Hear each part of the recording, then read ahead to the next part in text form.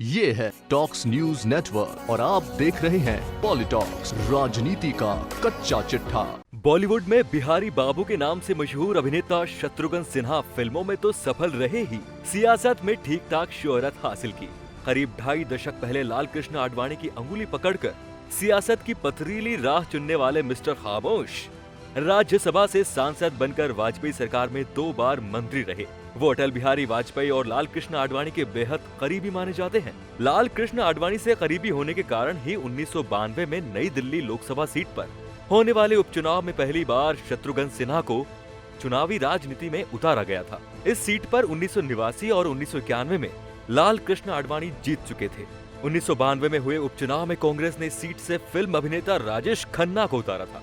राजेश खन्ना ने 28,256 वोटों से जीत दर्ज की थी।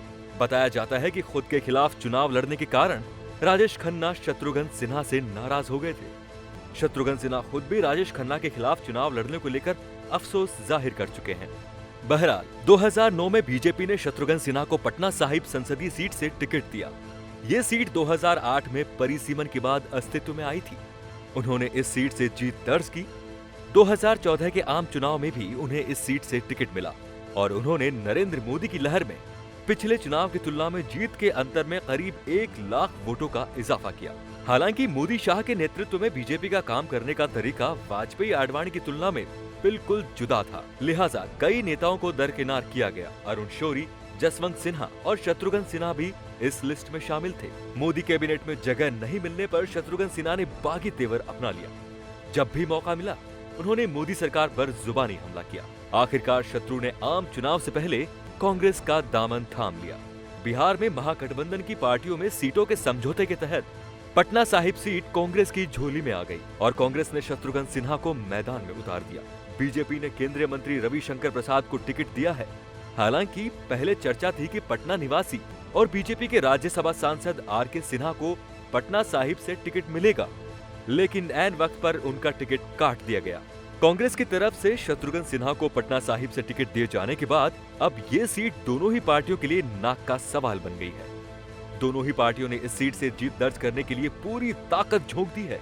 इससे पहले उन फैक्टर्स पर चर्चा करना जरूरी है जो शत्रुघ्न सिन्हा की हार या जीत में अहम किरदार निभा सकते हैं। सबसे पहले बात करें वोटर्स की, तो पटना साहिब कायस्थ बहु इलाका है। यहाँ कायस्थों की आबादी करीब 4 लाख है। ये एक बड़ी वजह है कि 2009 से लगातार शत्रुघ्न सिन्हा को यहां से टिकट दिया गया है।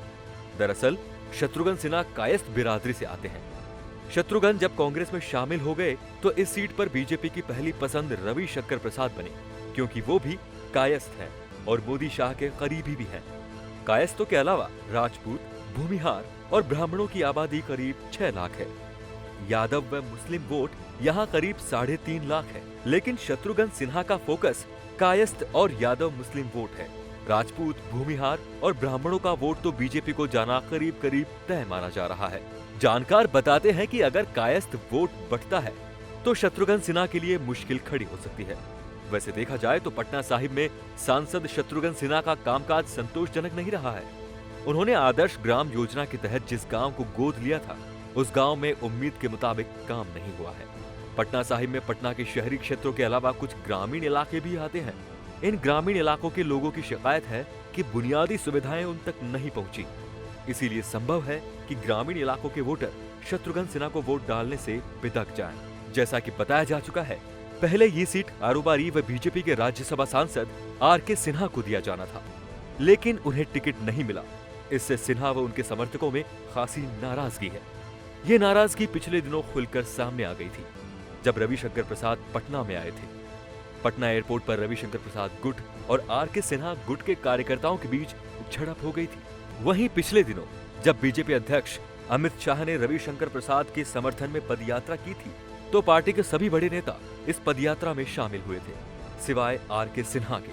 पदयात्रा में उनकी गैर मौजूदगी से इस आशंका को भी मजबूती मिली है कि वो पार्टी नेतृत्व से नाराज चल रहे हैं। हालांकि उन्होंने पार्टी हाईकमान से किसी तरह की नाराजगी होने से इनकार किया है। इन सभी पहलुओं पर बारीकी से नजर डाली जाए तो शत्रुघ्न सिन्हा के लिए पटना साहिब से जीत की हैट्रिक लगाना उतना आसान नहीं होगा। पॉलिटॉक्स के लिए उमेश कुमार राय की रिपोर्ट। ये है टॉक्स न्यूज नेटवर्क और आप देख रहे हैं पॉलिटॉक्स, राजनीति का कच्चा चिट्ठा।